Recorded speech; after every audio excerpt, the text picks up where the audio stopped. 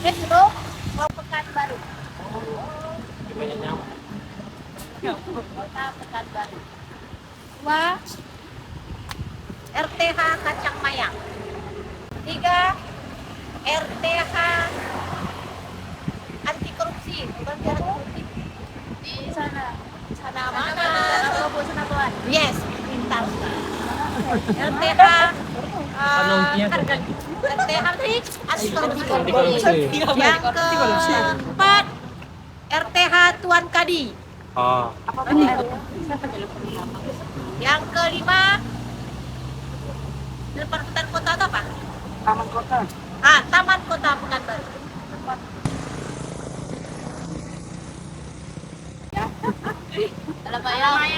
Mayang bayar tadi ya? Bayar. Ini yang di itu ruang privat itu. Aero Bu, Ibu nggak mau aero. Bandara Bu. Bandara. Pesawat Bu. Karena lahan-lahan itu punya nilai ekonomi. Oleh karenanya perlu diatur. Oleh karenanya muncul tuh kalau di daerah pedesaan orang bisa aja rekreasi di mana aja, ya karena tersedia lahan yang hijau, ada lapangan yang luas. Nah, yang bisa diakses oleh siapa saja.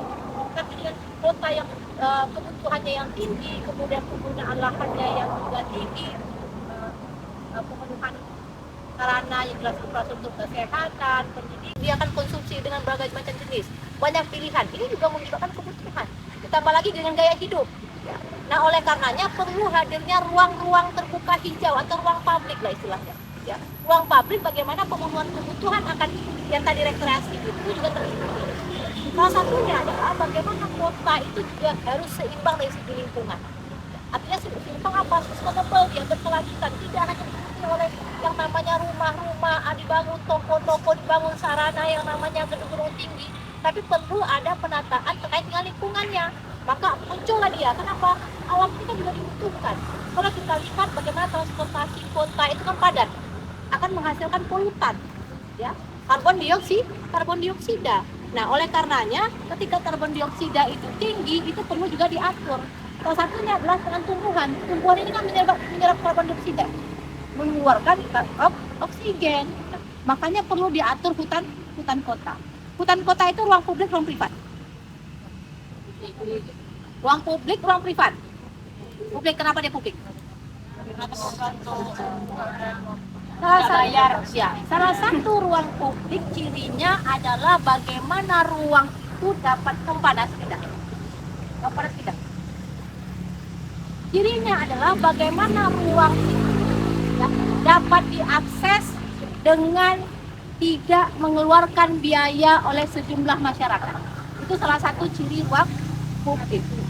Gimana berbeda dengan ruang privat? Ruang publik itu kepemilikannya adalah oleh instansi pemerintahan. Ya. Tidak ada kepemilikan sifatnya personal, tidak ada kepemilikan yang sifatnya kelompok. Berbeda dengan ruang privat. Ruang privat adalah pemilikannya bersifat individu atau kelompok.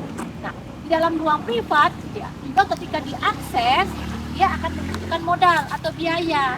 Kenapa? Karena ruang privat bisa menjadi ruang publik. Ketika diakses publik, maka mereka harus mengeluarkan sejumlah biaya. Maka salah satunya, kenapa banyak muncul yang namanya kafe-kafe bersifat fotogenik, ya, instagramable lah istilahnya. Kenapa muncul yang namanya wisata-wisata bukan alam, seperti apa Asian Heritage, Asia Farm, apalagi itu banyak kan, yang tidak menjual nuansa alam, tapi mereka menjual modern. Kenapa terbatas nih ruang-ruang alam itu? Sementara kebutuhan tinggi, maka mereka hadirkan itu. Siapa sih yang datang? Orang-orang, juga orang kota kan, orang kampung tuh muncul nengok apa namanya, miniatur benteng Jepang. Siapa yang mau nengok ini? Orang-orang yang butuh akan kebutuhan, perlu dipenuhi kebutuhan rekreasinya. Mereka mau mengeluarkan sejumlah uang hanya untuk melihat itu. Ruang privat dan ruang publik ini hadir di perkotaan. Ruang publik diperlukan untuk pemenuhan kebutuhan, tapi ingat, selain ruang privat, ruang publik itu salah satunya adalah hutan kota.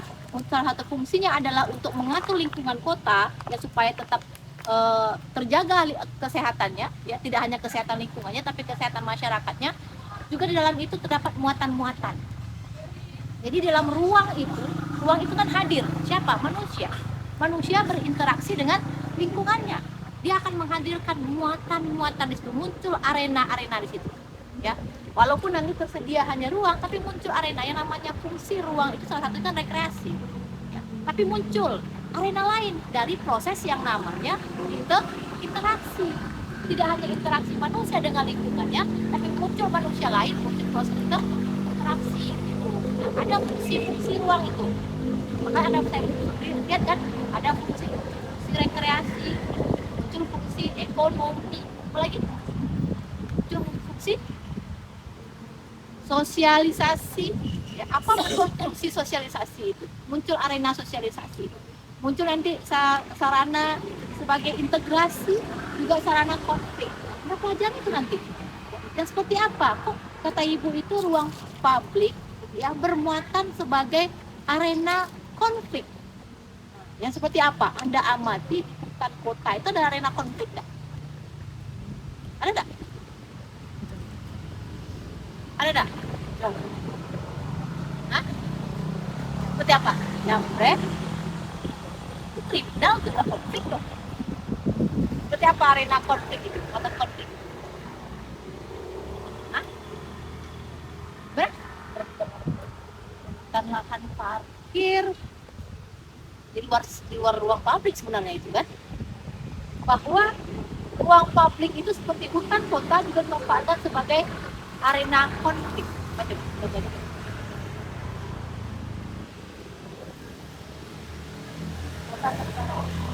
Sampah Semarang di mana konflik itu tentu ada dua aktor atau lebih yang saling bertentangan.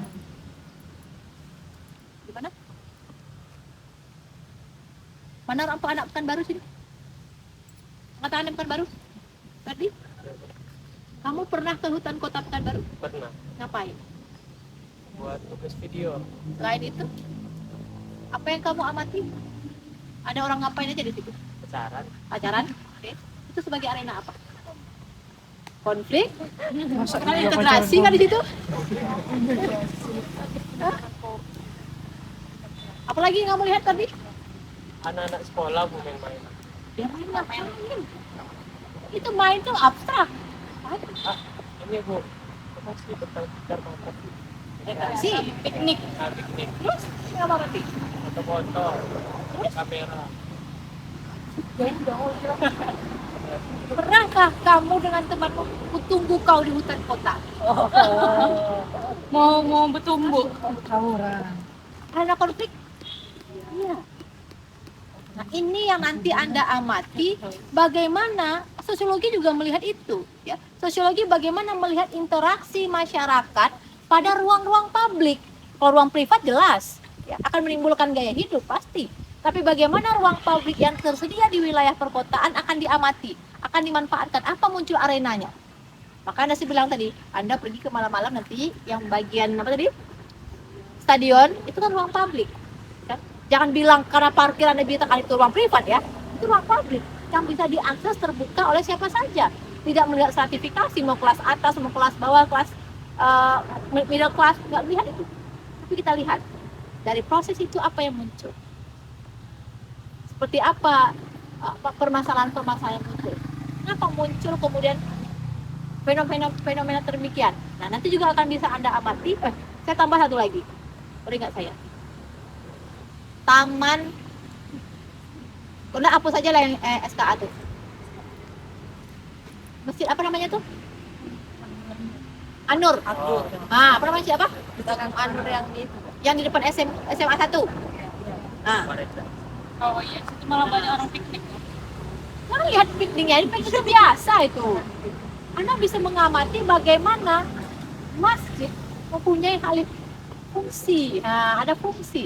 Anda amati bagaimana nanti mereka di saat azan akan mereka lakukan. Kan gejala-gejala sosial. Walaupun sifatnya sederhana tapi menarik untuk dikaji. Bisa Anda lihat amati nanti siapa sih sebenarnya yang datang ke hutan kota? Siapa sih sebenarnya yang datang ke ke taman masjid itu? Jangan di luar ya, tapi di dalam. Adakah orang-orang yang tidak seagama tapi muncul di situ? Itu menarik nih. Apakah lingkungan itu harus menggunakan, kita bisa lihat bagaimana dia jogging di halaman masjid tapi pakai legging. Ya. menarik nih. Nah, bagaimana kita lihat mereka di masjid, tapi ada remaja yang juga hadir pada muatan atau arena publik tadi, tapi mereka pacaran. Nah, ini kan menarik Anda kaji nih. Jadi siapa, Anda bisa nanti amati siapa sebenarnya yang hadir pada ruang-ruang itu dan bagaimana mereka memfungsikan ruang itu. Ya, bagaimana mereka memfungsikan? Anda harus melakukan yang namanya observasi, ya, pengamatan.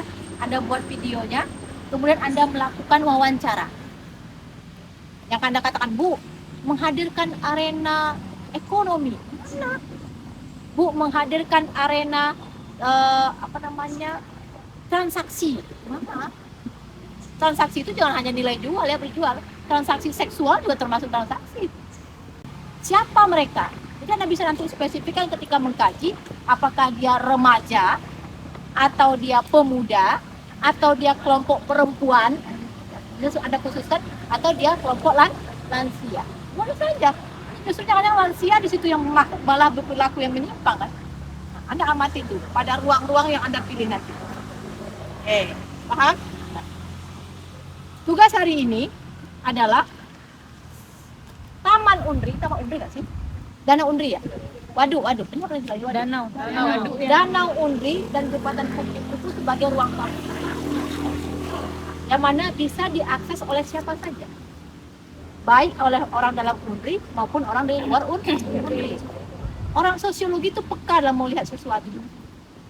Kita datang hadir situ iya, tapi kita harus punya memahami persoalan yang ada. Apa sih mereka manfaatkan ruang publik ini? Arena-arena apa sih yang muncul? Di satu sisi sudah dimunculkan di situ simbol-simbol tertentu, tapi mereka melakukan. Apakah bentuk perilakunya? Kita kan mengkaji tindakan.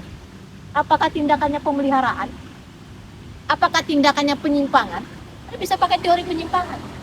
Jadi penyimpangan di wilayah perkotaan dan kriminal itu tidak hanya terjadi pada lingkungan-lingkungan yang tertentu ya, pada ruang publik juga muncul. Nah, arena apa yang muncul? Nah, tugas Anda hari ini adalah sekaligus membentuk kelompok tadi. Ya, berarti ada 10 lokasi kan? Anda di sini saya lihat ada 30 orang, maka satu kelompok isinya 3. Hari ini Anda langsung bentuk kelompoknya itu, kasih ke saya listnya, ada kelompok apa, terus saya kertas lagi saya. Tugas Anda adalah Anda amati ruang publik ini, Anda keliling, arena apa yang terdapat pada ruang publik danau dan jembatan kupu-kupu Unri atau Taman Srikandi. Oke, paham? Saya kasih waktu Anda setengah jam untuk mengeliling mengamati ruang publik di Unri ini, nanti Anda presentasi. Sampaikan ke saya secara lisan. Anda amati ya, secara berkelompok. Oke? Yang nggak hadir gimana Bu? Yang nggak datang lah. Saya sekelompok sama yang nggak hadir. Jadi yang tugas ini Dia berdua aja. kalau nggak hadir berdua nggak ya? Kali sendiri ada. Kalau enggak Anda gabung dulu kelompok lain.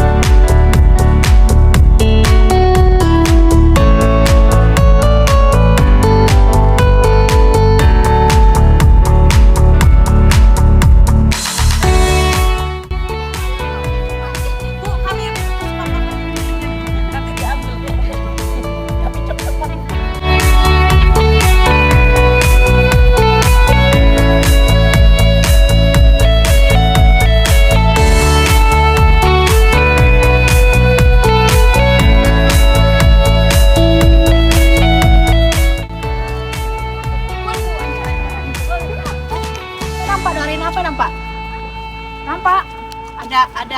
Ada orang istirahat tuh di sana. Ada seperangkat aturan norma tuh enggak? Ada bu kalau pacaran. Iya, itu. Itu kan biasa kalau sana sering. Habis itu buang sampah, ada buang sampah sembarangan gitu. Ada pelakon itu kemarin kan susah-susah segitiga. Siap. Nanti sore kan ke pojokan. Siapa? Bikin siapa? Itu yang butuh siapa? Itu kata kamu siapa itu?